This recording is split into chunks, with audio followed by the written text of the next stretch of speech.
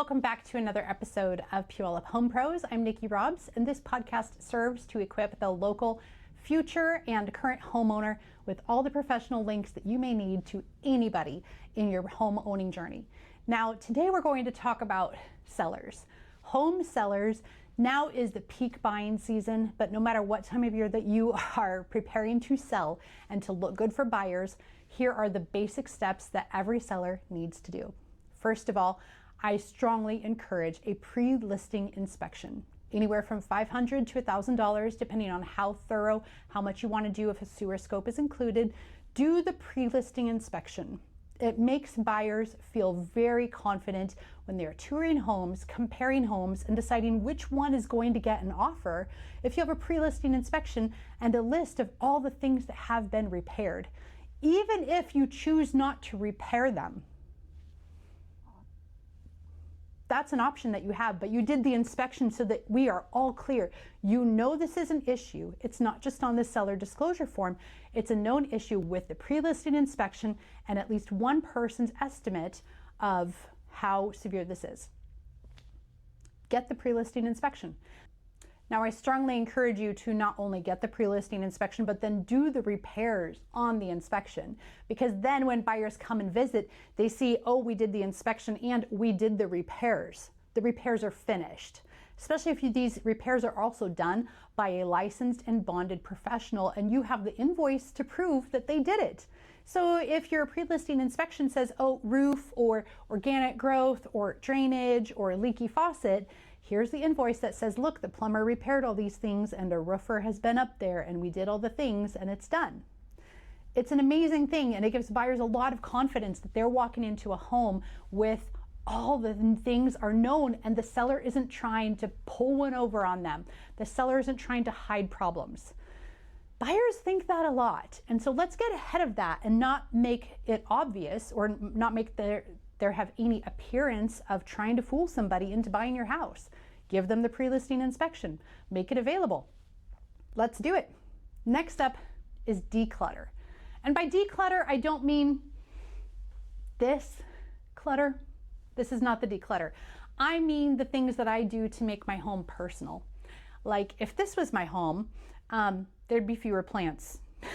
There would be, but there would be a lot of pictures. I was once a photographer, and so I have pictures all over my home that have personal meaning and connection to me. And so that's what you need to do. You need to remove all of the personality from the home, not to make it bland, but to make it neutral. We want people to walk into your home and envision their furniture there. So if you have a bright teal couch, leave the couch.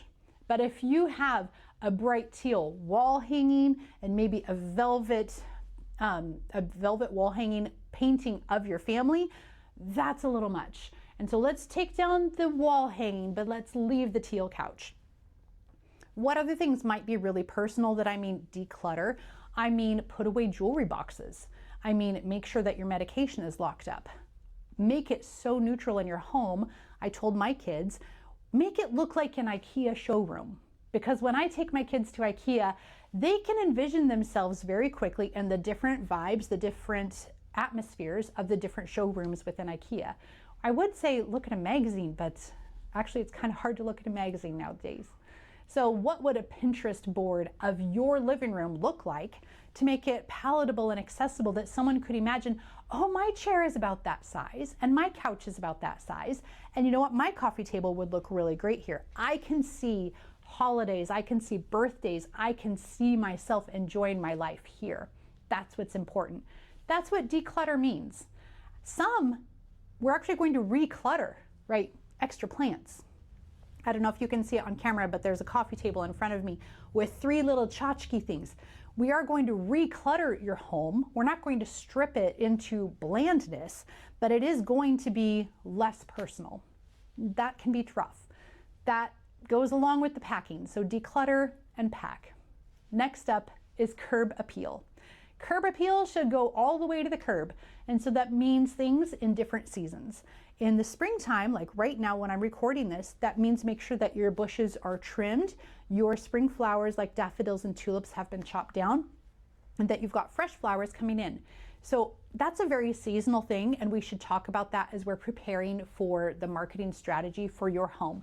But it does mean remove dead leaves. It means we need to weed in certain places and make sure that weed prevention has been taken care of in other areas.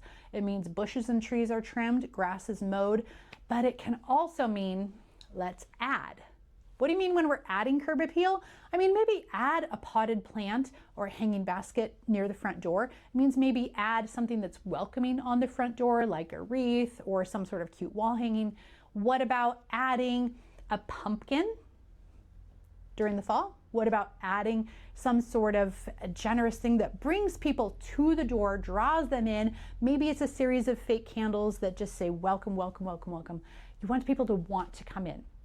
This is where Pinterest has sort of replaced magazines again, and I love looking at curb appeal ideas. Curb appeal ideas for February, curb appeal ideas for snow, curb appeal ideas for summer. There's so many choices out there, lots of ways we could go, and that's something that's going to be unique to your house and to the season that we're selling in.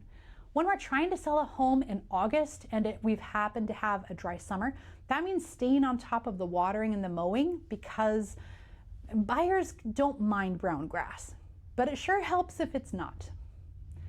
Last up is the pricing strategy itself. So the pricing strategy is going to highly depend on what month and what week you plan to list in. If you are planning to list in February, that is a completely different pricing strategy than if you are planning to list in late April or early May. Those are two distinctly different sets of buyers. And so we need to work on that and talk about how we're going to attract that. The buyers that come in August and the buyers that are shopping in November are more similar. The April and May buyers, completely different people. We need to talk about what is the strategy and how we're going to, not only how we're going to meet the buyer's needs, how we're going to stand out from the competition. The competition in August is not the same as the competition in May. So what could we do about that? We could be the lowest price house around by 10%. We could be the average of the nearest 5 houses. We could be the highest price home in 1 mile or on the block. There are different reasons to do that.